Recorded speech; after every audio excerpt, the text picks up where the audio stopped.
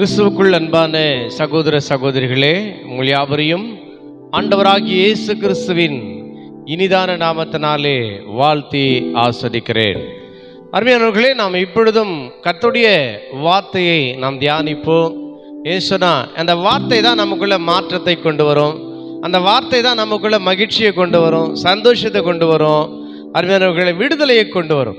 ஆக அந்த வார்த்தைக்கு நம்ம வாழ்க்கையில முக்கியத்துவம் கொடுக்க வேண்டும்.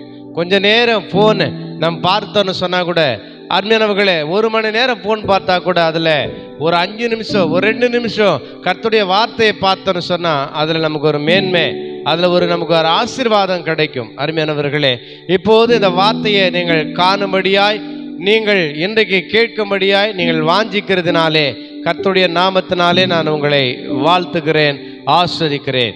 பிரியமானவர்களே, நாம் இப்பொழுதும் யாத்திரையாகமம் 2ஆம் அதிகாரத்திலே 14வது வசனத்தை நாம் பார்க்கிற வேளையிலே, அதற்கு அவன், எங்கள் மேல் உன்னை அதிகாரியாகவும் நியாயாதிபதியாகவும் ஏற்படுத்தினவன் யார்? நீ எகிப்தியனை கொன்று போட்டது போல என்னையும் கொன்று போட நினைக்கிறாயோ என்றான். அப்போது மோசே காரியம் நிச்சயமாக வெளிப்பட்டது என்று பயந்தான்.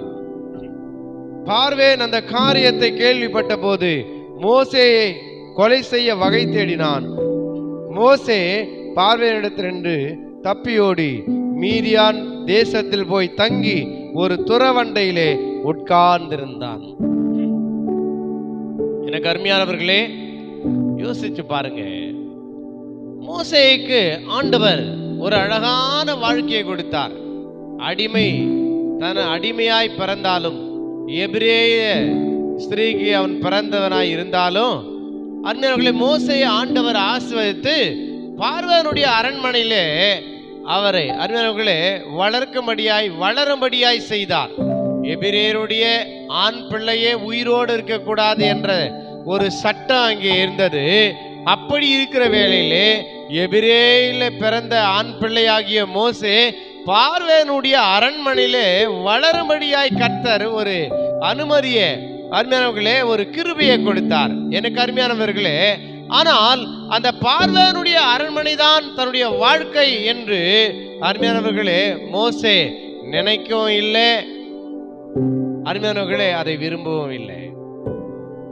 சில நேரங்களில் நம்ம நினைப்போம், இதுதான் நம்ம வாழ்க்கை, மகிழ்ச்சியா இருக்குது, சந்தோஷமா இருக்குது, லாபமா இருக்குது, ஆசீர்வாதமா இருக்குது, மேன்மையா இருக்குது, மரியாதையா இருக்குது. அருமையானவர்களே, இல்லை. ஆண்டவர் இன்றைக்கு எந்த வாழ்க்கையை, எந்த சூழ்நிலையை நமக்கு அனுமதிக்கிறாரோ அதுதான் நமக்கு ஆசீர்வாதத்தை கொண்டு வரும்.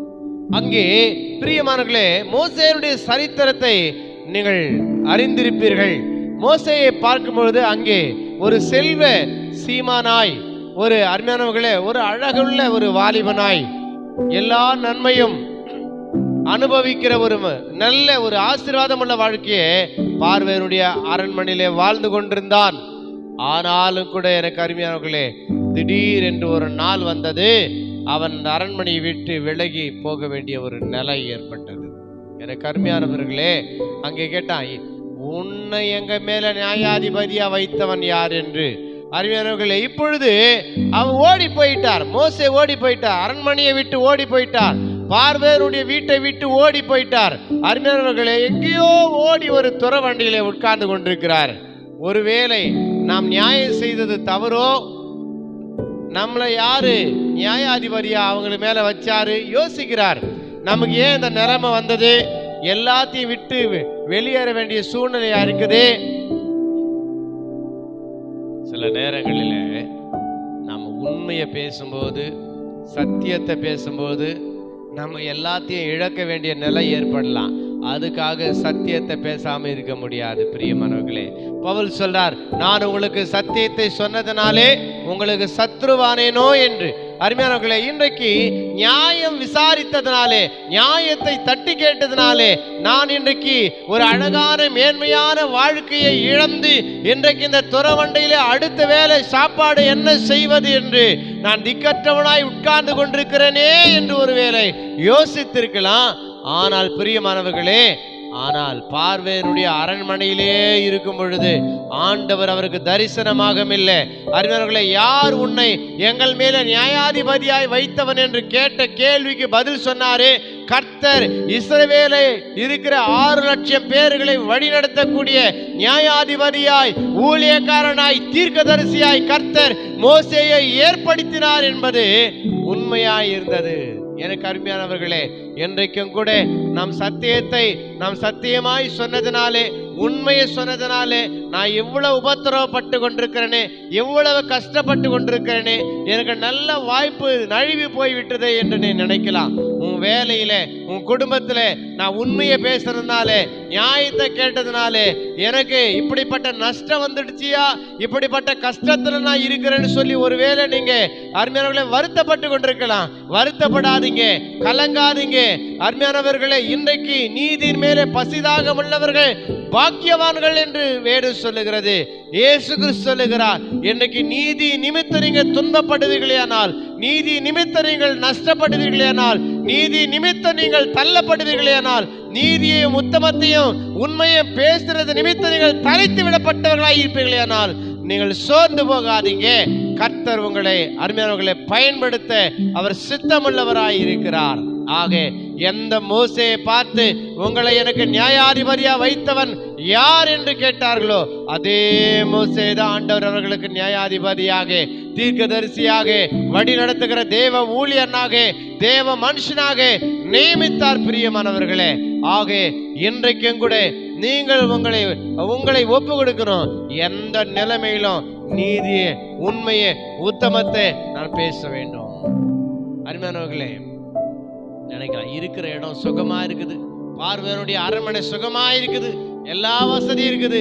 ஆனா ஆண்டவர் உன்னை பயன்படுத்த மாட்டார். ஆண்டவர் உன்னை பயன்படுத்த மாட்டார். உன்னை கொண்டு எதுவும் நடக்காது. தேவ பிள்ளையே, உன் வசதி, உன் வாய்ப்பு, உன் செல்வாக்கு, உன் மேன்மை எல்லாம் போனாலும் பரவாயில்ல, நீ ஆண்டவருக்கு பிரியமா இருந்து பாரு. ஆண்டவர் அதை காட்டிலும் பல மடங்கு ஆசீர்வாதத்தை உன் வாழ்க்கையில கொடுத்து உன்னை உயர்த்த வல்லவராய் இருக்கிறார். எந்த பார்வேனுக்கு, எந்த பார்வேன் தன்னை கொலை செய்து விடுவானோ என்று அஞ்சி நடுங்கி பயந்து தன் ஜீவனை காப்பாற்றிக் கொள்ள ஓடி ஒரு துறவண்டியிலே உட்கார்ந்த மோசே, ஆண்டவர் தரிசனமாகி அதே பார்வேனுக்கு முன்பாக அதிகாரமுள்ள வார்த்தையை, வல்லமையுள்ள வார்த்தையை, அற்புத செயல்களை செய்விக்கும்படியாய் பார்வேனுக்கு முன்பதாக வந்து நிற்கிறான். பிரியமானவர்களே, ஆகினாலே வேறு சொல்லுகிறது, நீதிமான் சிங்கத்தை போல தைரியமாயிருப்பான் என்று. தேவ பிள்ளையே, உன் வாழ்க்கையில அநீதியை கண்டு நீ துவண்டு போகாதே, சோர்ந்து போவாதே. நீ நீதிமானாயிரு, நீதியை பிரசங்கி, நீதியை பேசு, உத்தமனாயிரு. ஆண்டவர் உன்னை உயர்த்தி வைப்பார். அருமையானவர்களே, அவிதமாய் பார்வேனுடைய அரண்மனையிலே பார்வேனுக்கு முன்பாக தைரியமா நின்று மோசே பேசினார். அண்ணர்களே, பார்வேன் மோசேயை கண்டு நடுங்கினான், அஞ்சினான். பார்வேன் மோசே மூலமாய் கர்த்தர் செய்த பலவிதமான அற்புதங்களை கண்டு கலங்கி போனான். தேவ பிள்ளைகளே, எனக்கு நீ உண்மையாயிருந்தா ஆண்டவர் உன்னை கொண்டு அப்படிப்பட்ட மகத்துவங்களை செய்வார். ஆக கர்த்தருக்கு உண்மையா உத்தமமாயிருங்க, கர்த்தர் உங்களை ஆஸ்வதிப்பார். God bless you. Praise the Lord.